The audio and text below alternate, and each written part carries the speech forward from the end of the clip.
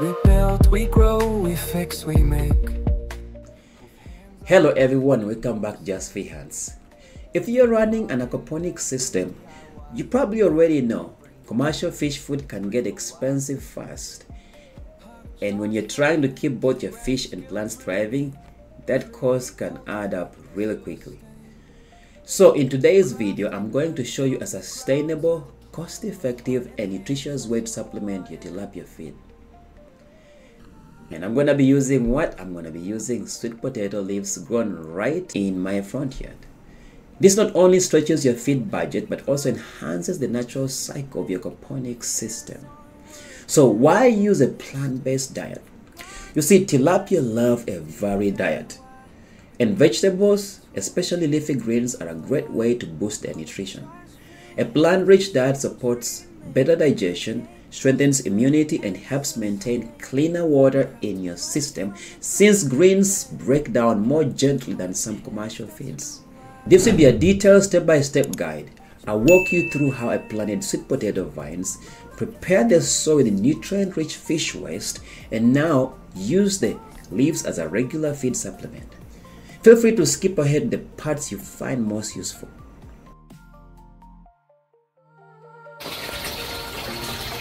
Looking at this fish, they are really hungry. Alright, so I'm gonna pluck some of these leaves. We grow, we fix, we make. With hands-on work and no mistake. From garden beds to DIY. It's enough. I also have another one I already plucked. I have these two. So this is a lot, but I'm telling you, they'll feed on all this. So you can see my hands are full of it. That's the fish. I'm gonna drop that in there.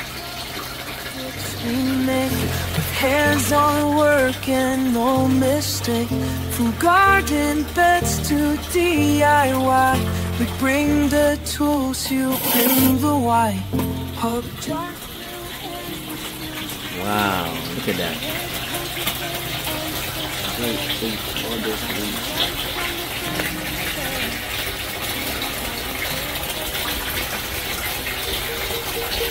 Georgeville hands, roll up your sleeves. I start by clearing out all the weeds using a garden hoe and a rake. Since the soil was already loose, I also removed the finer weeds by hand to preserve soil structure.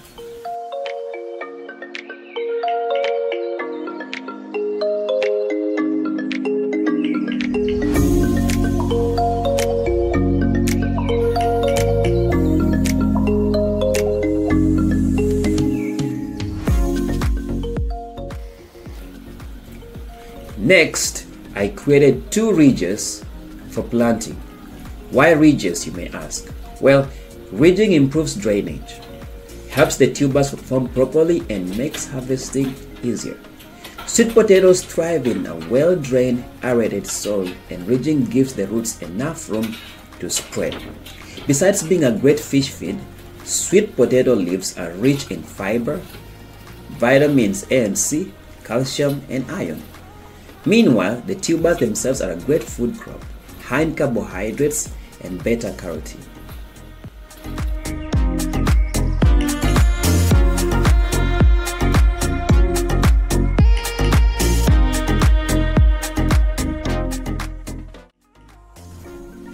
Step 2. Using fish manure as fertilizer. Yes, to boost soil nutrients, I clean out my grow bed filters and use the nutrient-rich wastewater, which is full of fish manure, to water the garden. This repurposing is one of aquaponics' biggest advantages. Nothing goes to waste. Step 3 was sourcing and preparing the vines. Earlier that week, I picked up sweet potato leaves from a flea market, destined for the kitchen, but I saved the vines. I placed them in water and waited for them to develop roots. Once rooted, they were ready to plant. As you can see, like, see, it's already growing, right? You can see the roots. You can see already has the roots. Get the roots right here. So this right here.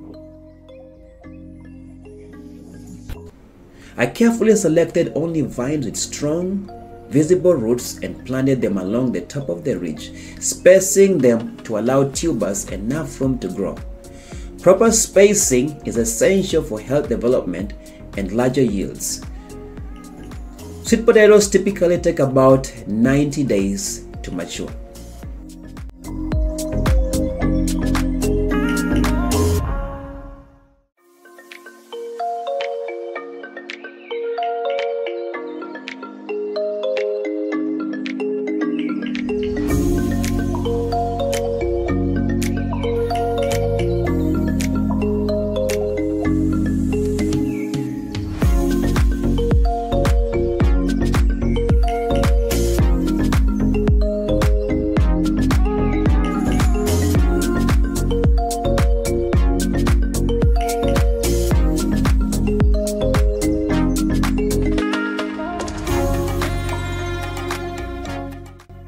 After planting, I gave them a thorough watering using more of that fish manure rich water. At the time, I was growing Chinese cabbage in the nursery and had a traditional bed of sugarcane that was doing quite well. So they all got a share of this nutrient boost.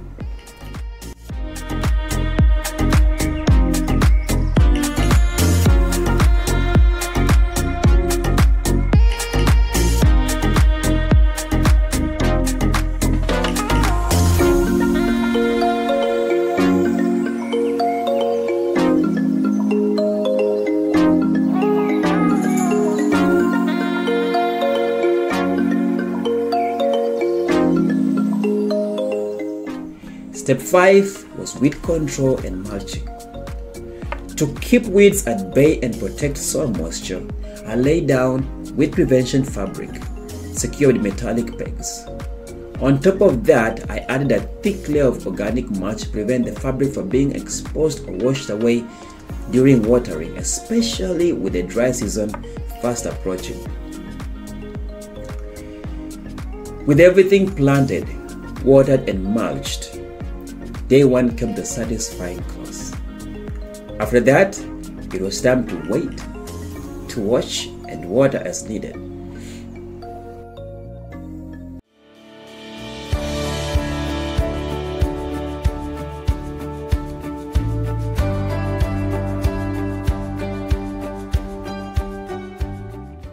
Already growing, look at that.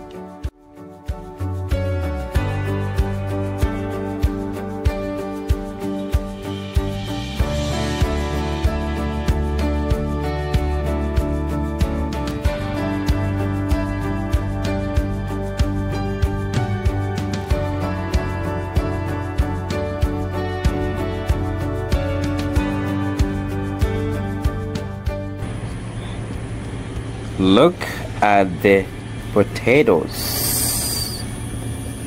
Wonderful, wonderful, wonderful, wonderful. So this is the tour of my little garden. Alright, so first of all, let's do the potatoes. So this is how they're doing. This is less than a month. Okay. The sweet potatoes doing just fine. Look at that.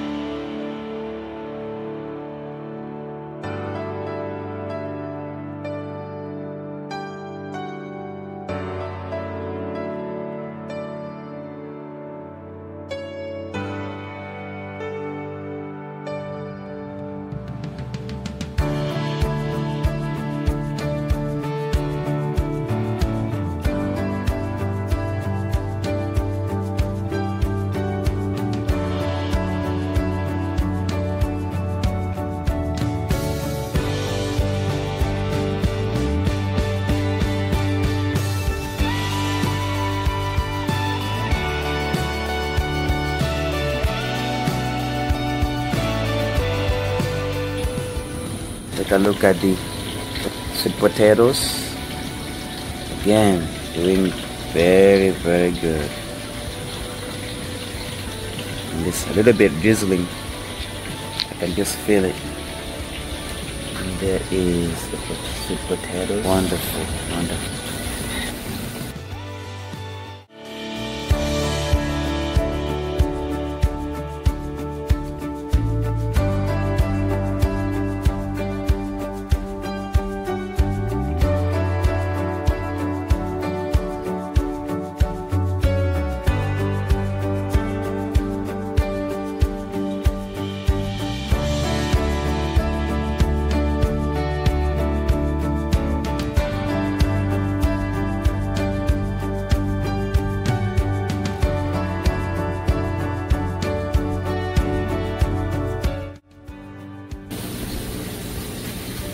That is the potatoes. Alright, so I need to make like a trail system, whatever. I need to make a support where these leaves can be resting on.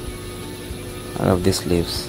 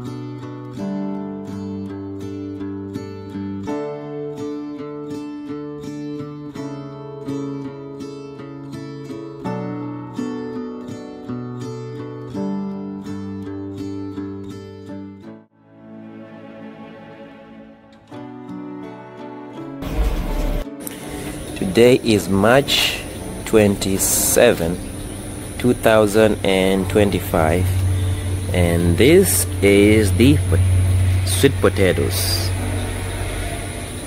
Okay, there we go. And then there's the other row right here, right there, right, there you go. So I have that side, and I also have this side right here.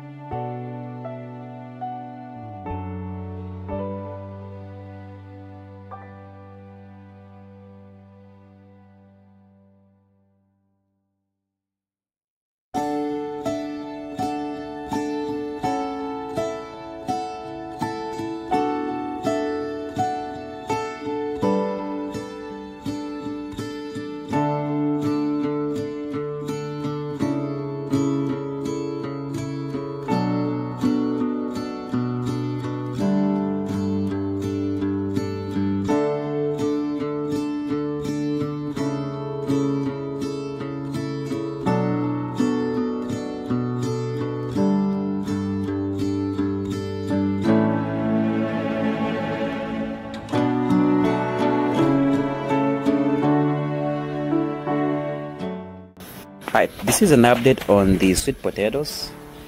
They are all over the place. I tell you, these things are all over the place. If you leave them to grow, they grow like weeds.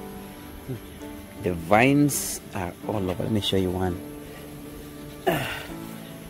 Look at that. This actually has wrapped around already. This is about 2 feet, probably plus another 3 feet in there. Plus another feet in there, so that's like 3 feet. But this is the update on the potatoes. They're doing very well.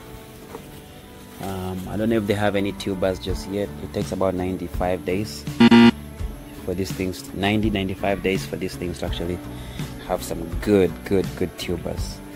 So once the leaves begin to dry out, then you know it's ready to harvest. Right now I can tell you just from looking at them, they're nowhere close. But here they are. You can see. Let me see if I can get up. Get down there. Look at that. See that? And then on this one, there.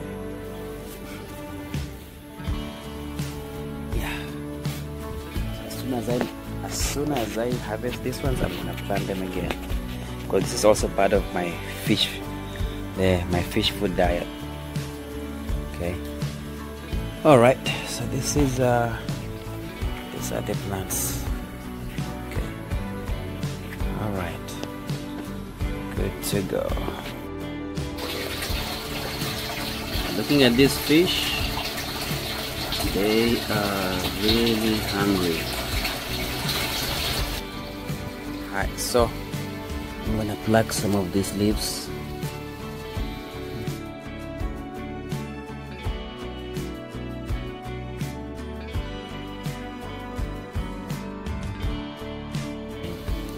It's enough. I also have another one already plucked. I have these two. So this is a lot. But I'm telling you, they'll feed on all this. So you can see my hands are full of it. Just the fish. I'm gonna drop that in there. Let's see.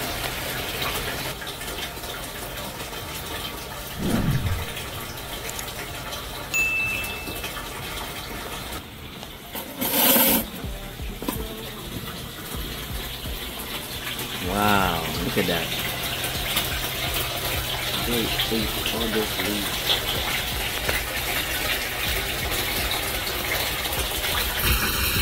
Seeing those lush, leafy vines grow was incredibly rewarding. And the best part, once established, those vibrant green sweet potato leaves became a free, homegrown fish food, helping to nourish my tilapia while keeping the aquaponics cycle running strong and smooth. Well, ladies and gentlemen, so that's it for today's episode. A simple but powerful way to save on commercial feed, reduce waste, and close the loop in your aquaponics system. If you found this helpful, don't forget to like, subscribe, and share this with your fellow aquaponics enthusiasts or gardeners in general. Leave a comment below if you've tried feeding your fish with garden greens. If you have any tips of your own, do so too. Until next time, happy growing and stay connected.